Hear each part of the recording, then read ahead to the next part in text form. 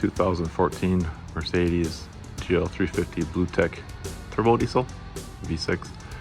Probably work for a 450 and a 550, maybe the little one. I think that's a 250. But with my windshield wiper, the bolt actually rusted and fell off. I don't know why, but I got a replacement off of Amazon, and it's been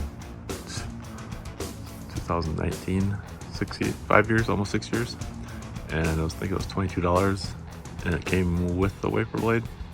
I'm due for a new wiper blade, but just letting you know, you can replace that relatively cheap. I'll put a link to where it is on Amazon, show you how to replace it. So right here, you flip this up, and it's already starting to get a little rusty again. Just unscrew that, and the whole assembly will slide right off, and then just flip it back down. That's it. Please like and subscribe.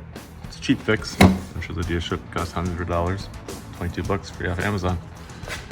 Not a bad way to go. Thanks for watching.